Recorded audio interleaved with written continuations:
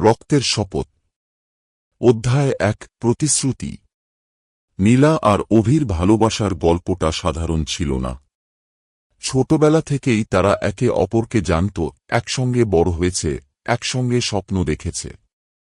কলেজের শেষ বছরে এক সন্ধ্যায় অভি হাত ধরে বলেছিল, আমরা যদি কখনো আলাদা হয়ে যাই, তবে প্রতিশ্রুতি দাও, আমাদের আত্মাগুলো এক হবে, মৃত্যুর পরও।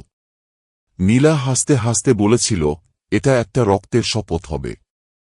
সেই রাতে তারা দুজন হাত কাটল। রক্ত মিশিয়ে প্রতিজ্ঞা করল, জীবন মৃত্যুর ওপারেও আমাদের ভালোবাসা থাকবে।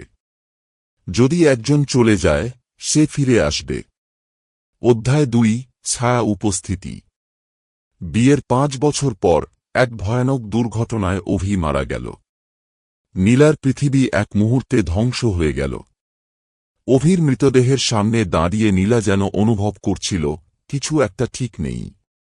কিন্তু সত্যিকারের বিভীষিকা শুরু হল অভির শেষকৃত্যের পর। রাতে ঘুমোতে যাওয়ার আগে নীলা অনুভব করল, কেউ যেন ওর গায়ে হাত বুলিয়ে দিচ্ছে। আলো জ্বালিয়ে দেখল, ঘর ফাঁকা। তবে মনে হল, দেওয়ালে একটা ছায়া দ্রুত মিলিয়ে গেল। পরের দিন সকালে নীলা যখন আয়নার সামনে দাঁড়াল, তার হাত, ঘাড়, এমনকি পিঠে লালচে দাগ। প্রথমে ভেবেছিল, কেটে গেছে। কিন্তু কিছুক্ষণ পর বুঝল, সেগুলো দাগ নয়, শব্দ। Come back to me. অধ্যায় ৩।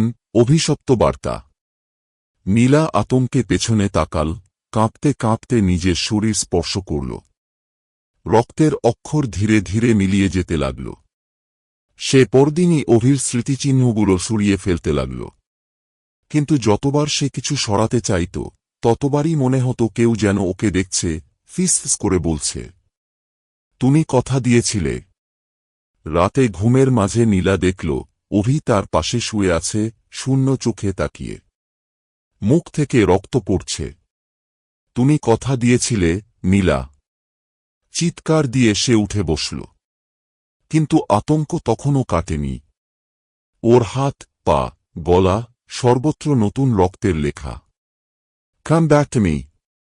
অধ্যায় ৪। ফিরে আসার ডাক। নীলা বুঝতে পারল, সে অভির প্রতিশ্রুতি ভেঙেছে। ওকে কিছু একটা করতে হবে। এক গভীর রাতে সে অভির পুরনো ঘরে গেল, যেখানে ওরা শপথ নিয়েছিল। একটা ছুরি হাতে নিল। আমি আসছি, অভি। হঠাৎ জানালার কাচ কেঁপে উঠল, বাতাসে ফিস ফিস শব্দ, তুমি আমার। ছুরিটা হাতে নিয়ে নীলা ধীরে ধীরে নিজের হাত কাটতে গেল। কিন্তু তখনই দরজা নিজে থেকে খুলে গেল, আর এক অদৃশ্য হাত ওর কবজি চেপে ধরল। তুমি বেঁচে থাকো, নীলা।